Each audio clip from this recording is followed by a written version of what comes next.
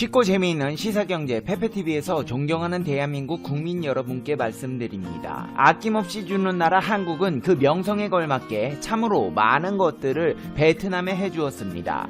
하지만 그들은 한국에 손을 뿌리치고 일본의 아베 신조 총리와 손을 잡고 앞으로 나가자며 호치민시에 일본 중소기업 M&A 센터를 건립했고 유니클로 매장 확대, 베트남 기업의 게이단내 가입 등 한국 입장에서 달가울 리 없는 행위들만 이어나가고 있습니다. 근데 베트남 축구계에서도 일본과 손을 잡고 있는 정황들이 포착되고 있어 세간의 이목을 집중시키고 있다는데요. 지금 바로 알아보겠습니다. 페페TV 팩트 체크.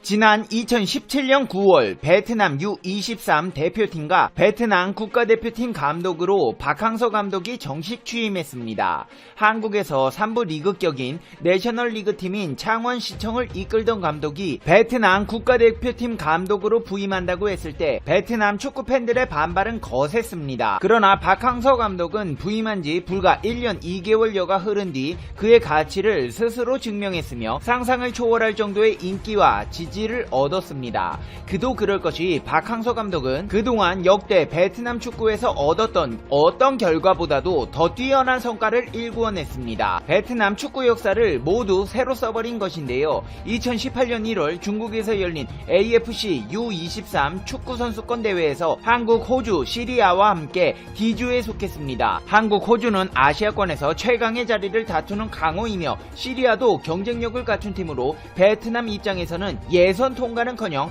1승이라도 거둘 수 있을지 의문인 조편성이었습니다. 그런데 막상 대회가 시작되자 베트남 대표팀은 한국, 호주, 시리아를 상대로 전혀 주눅들지 않고 자신들의 축구를 선보이며 조 2위로 통과하는 실력을 보여주었습니다. 비록 결승에서 우즈벡에게 연장 끝에 패하며 준우승에 머물렀지만 베트남은 AFC 주간대회에서 사상 첫 준우승이라는 베트남 역사의 길이 남을 성적을 거두었습니다. 이후 출전한 2018 자카르타 팔렘방 아시안게임에서도 또 한 번 베트남은 대회를 뒤흔들어 버립니다.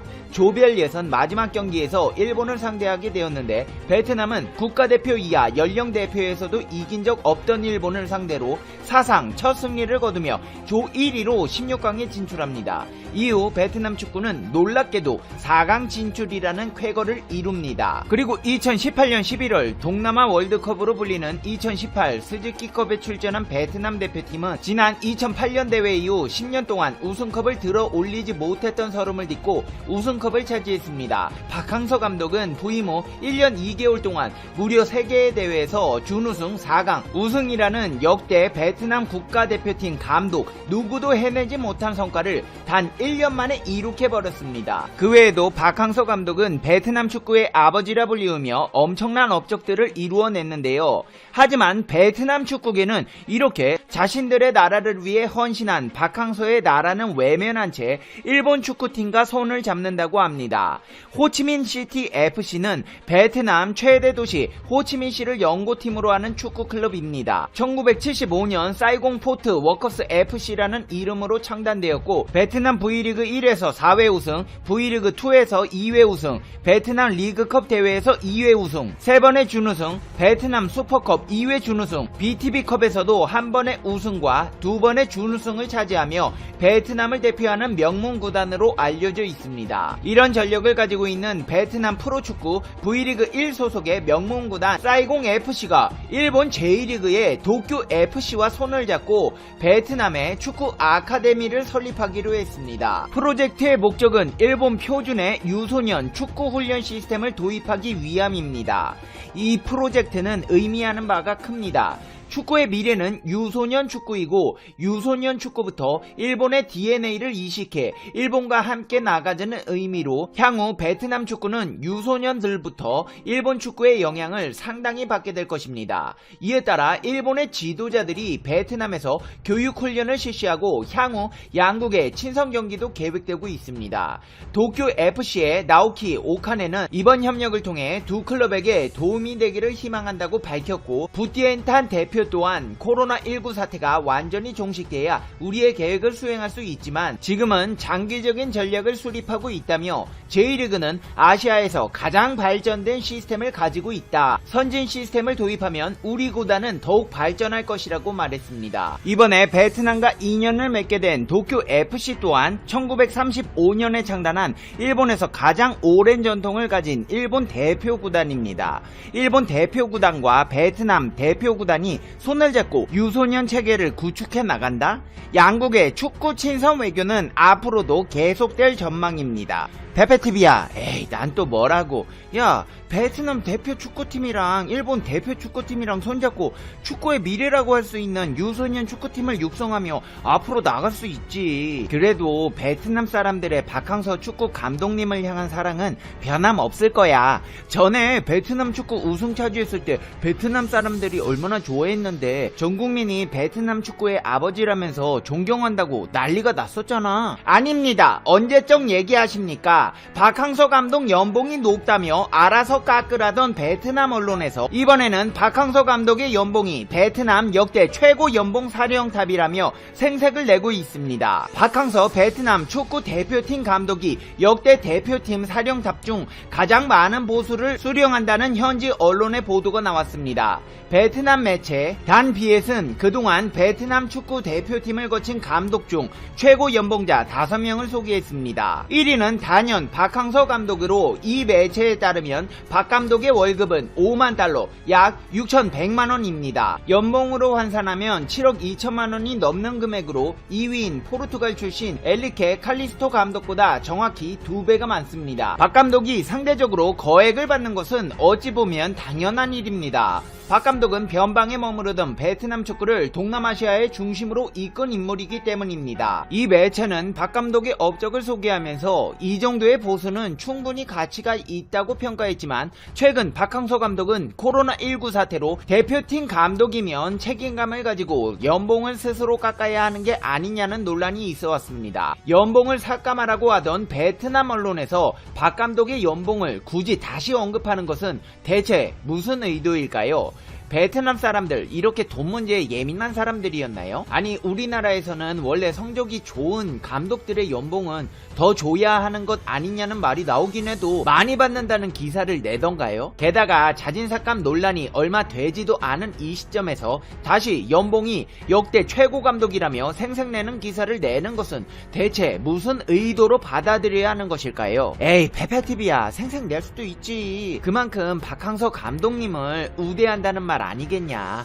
박 감독님이 성적 잘 나올 수 있게 베트남 정부 차원에서 그만큼 배려한다는 거야. 배려한다고요? 아닙니다. 이 소식 들으시면 그런 소리 못 하실 겁니다. 베트남 축구협회가 박항서 감독을 지원할 기술위원장으로 일본의 유소년 전문 지도자를 고려하고 있기 때문입니다. 최근 베트남 언론에서는 베트남 축구협회는 박항서 감독을 지원할 새 기술 고문으로 일본 국적의 아다치 유스케를 선임할 것이라고 보도했습니다. 한편 박항서 감독의 베트남 부임을 이끌고 물심양면으로 전폭적으로 지원을 아끼지 않던 위르겐 하인츠 게데 VFF 기술위원장은 오는 6월 30일자로 베트남을 떠납니다. 선수 출신의 아다치 감독은 과거 2005년부터 2006년까지 일본 J리그 요코하마 FC의 감독 출신으로 여기만 이후 AFC와 홍콩을 오가며 유소년 전문 지도자로 활동하고 있습니다. 현지 매체는 VFF와 아다치 감독의 기술위원장 협상은 막바지 단계이다.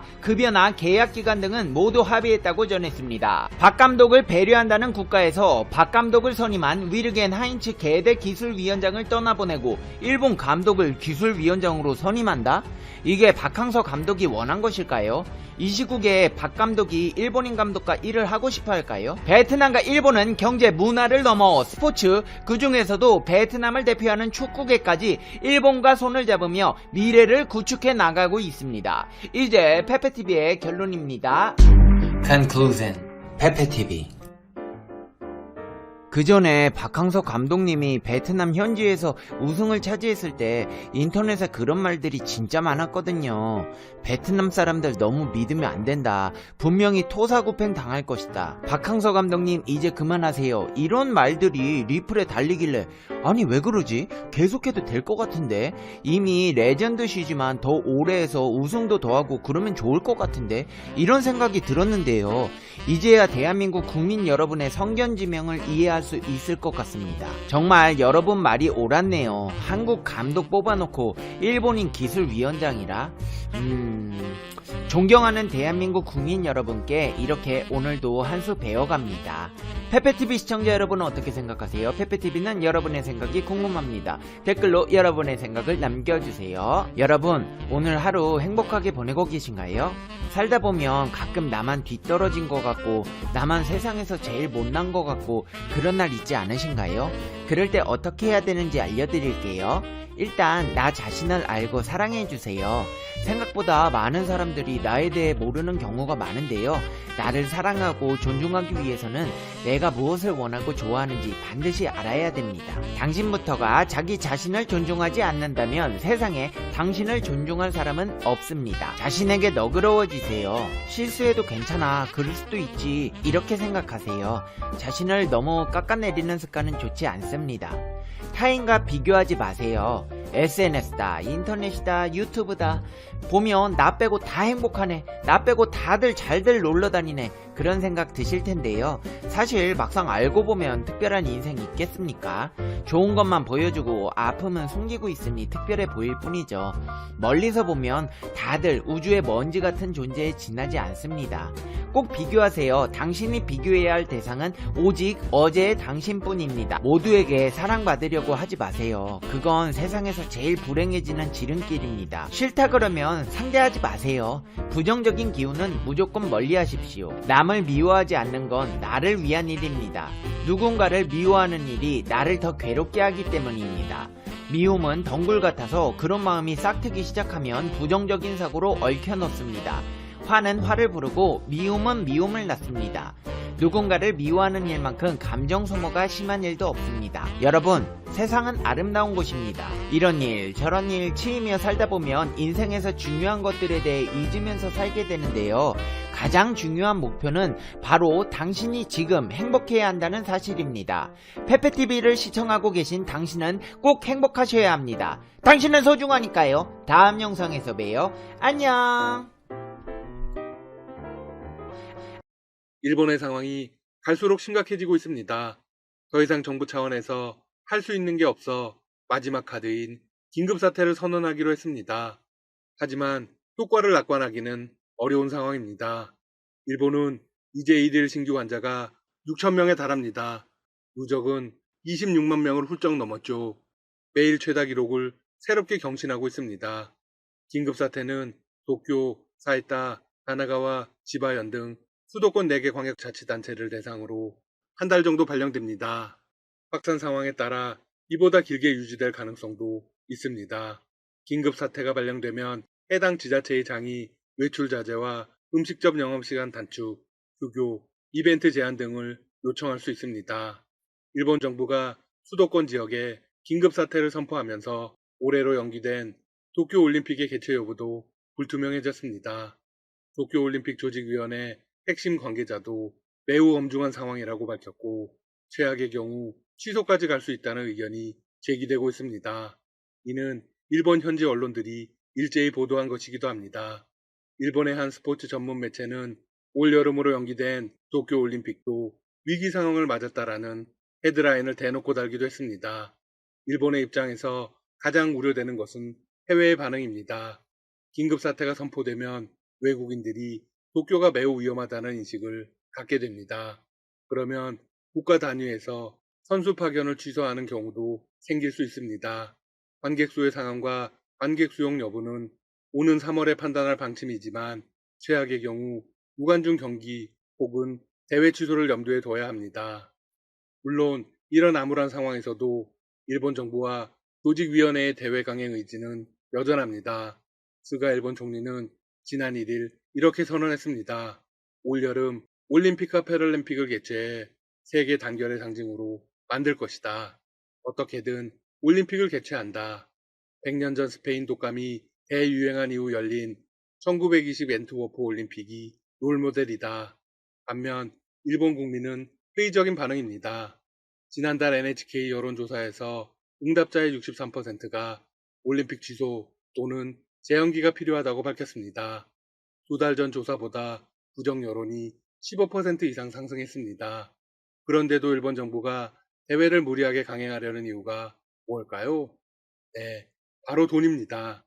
일본은 이미 올림픽에 천문학적인 비용을 투입했습니다. 올림픽을 개최하지 못하면 일본은 엄청난 빚더미에 앉습니다. 일본의 한 대학에서 관련 예측을 했습니다. 만약 무관중으로 올림픽을 치를 경우 예상 손실액은 1조 4천억 엔, 우리 돈 약 15조 원가량입니다. 하지만 취소될 경우 손실액은 무려 4조 5천억 엔, 우리 돈 약 50조 가까이 됩니다. 일본 정부와 올림픽 조직위는 백신 보급에 따른 집단 면역에 기대를 걸고 있습니다. 예전에 말씀드렸듯 일본이 백신 활보에 사활을 건 이유도 올림픽 때문입니다. 일본은 다음 달 말부터 시작해 올해 상반기 중 원하는 국민 모두에 대해 접종을 마친다는 구상입니다. 하지만 집단 면역 형성 여부는 전혀 장담할 수 없습니다. 본선 준비 과정에 선수의 안전을 보장할 장치가 없는 것도 문제입니다. 대회 기간 못지않게 1월에서 5월은 매우 중요합니다. 종목별 예선을 치르기 때문이죠. 도쿄올림픽 본선 엔트리 11,000명 중 출전이 확정된 선수는 57%에 불과합니다. 개최국 자격으로 전 종목 자동 출전권을 보장받는 일본조차 33개 종목 600여 명으로 꾸릴 선수단 중 13개 종목 117명만 뽑은 상태입니다. 코로나가 상승세인데다 변이 바이러스까지 등장한 상황이라 전 세계 선수가 한자리에 모일 수가 없습니다. 따라서 종목별 예선을 언제, 어디서, 어떻게 치를지 결정하기도 쉽지 않습니다. 국제올림픽위원회 IOC도 대책이 없기는 마찬가지입니다. 지난 11월 토마스 바우 IOC 위원장은 이렇게 말했습니다. 올림픽 참가 선수에게 의무적으로 코로나 백신을 맞게 하겠다. 이 발언은 엄청난 후폭풍을 맞았습니다. 많은 국가와 선수들이 백신이 경기력에 미칠 영향이 검증되지도 않았다며 반발했기 때문입니다. 결국 바흐 위원장은 백신 접종 여부는 자율적인 판단에 맡기겠다고 한 발 물러섰습니다. 일본 정부와 IOC가 어떻게든 대화를 열 수는 있습니다. 하지만 그랬다가 심각한 문제가 발생하면 그 폭풍은 더욱 클 것입니다. 한편 스가 일본 총리가 긴급사태 선언이라는 중대한 결단을 내리고도 사방에서 공격을 받는 상황에 처했습니다. 결정이 늦은 데다 고이케 유리코 도쿄도지사의 요청에 응하는 모양새가 되었기 때문입니다. 자민당 내에서는 스가가 고이케 도쿄도지사의 퍼포먼스에 된통당했다는 평가가 나옵니다. 거기다 코로나19 수습을 위한 마지막 카드인 긴급사태 선언마저 효과가 없을 경우 스가 정권이 단명으로 끝날 것이라는 예측이 나오고 있습니다. 지난해 말부터 야당을 중심으로 긴급사태 선언을 요구하는 목소리가 높았습니다. 스가 총리는 경제에 미칠 악영향을 우려해 상황을 지켜보자는 입장을 고수했습니다. 하지만 환자가 폭증하면서 수도권 지자체장들까지 나서 긴급사태 선언을 압박하자 고집을 꺾었습니다. 스가 총리는 이미 여러 차례 욕을 먹었습니다. 여행 장려책 고투 트래블 역시 마찬가지입니다. 주변에서 압박이 들어오기 전에 자제를 했어야 했는데 계속 고집을 부린 것입니다. 결국 욕을 먹고 중단하게 되었죠. 이에스가 총리의 리더십이 도마에 오르고 있습니다. 일본 1위 언론 요미우리 신문은 자민당 내 고급 인사의 발언을 인용해 이런 기사를 내보냈습니다. 고이케의 퍼포먼스에 밀린 형국. 총리가 고이케에 보기 좋게 당하고 있다. 고이케 도지사는 TV 캐스터 출신으로 화려한 언변으로 대중의 관심을 끄는데 능합니다. 또한 여론의 흐름을 읽어 이슈를 선점하는 극장형 정치가로 평가받고 있죠. 실무형 정치가인 스가 총리는 이런 고이케를 원래부터 싫어했습니다. 2016년 고이케 지사가 자민당을 탈당한 후 무소속으로 도지사 선거에 출마하자 당시 관방장관이었던 스가 총리는 이렇게 대놓고 비판했습니다. 극장형 인간에게 도쿄의 도정을 맡겨서는 절대로 안 된다. 하지만 이번에도 당했습니다. 고이케 지사는 긴급사태 선언이라는 카드를 선점해 자신에게 쏟아질 비난을 중앙정부와 스가 총리에게 돌리는데 성공했습니다. 도쿄도는 중앙정부에서 음식점 영업을 9시까지로 단축해달라고 요청을 받았을 때 거부했습니다. 그런데 상황이 심각해지자 갑자기 정부가 나서야 한다고 공을 넘겼습니다. 스가 총리는 4일 신년 기자회견에서 억울함을 드러냈습니다. 음식점 영업을 9시까지로 단축한 오사카와 홋카이도 등에선 신규 감염자가 줄고 있다며 그에 반해 도쿄와 수도권에서는 감염자가 높은 수준에 머물고 있다. 정부의 제안을 따르지 않은 도쿄도와 고이케에게 책임이 있음을 강조한 것입니다. 확실한 사실은 스가 정권이 힘을 완전히 잃었다는 것입니다. 스가 내각의 지지율은 역대 가장 빠른 속도로 떨어져 현재 39%입니다. 만약 30% 아래로 하락할 경우 당내에서도 퇴진 요구가 거세질 것으로 보입니다. 현지 언론들은 3월 중에 스가 총리가 퇴진할 가능성이 있다고 예측하고 있습니다. 지금까지 닥터시사TV였습니다. 여러분 시청해주셔서 감사합니다. 구독과 좋아요 부탁드립니다.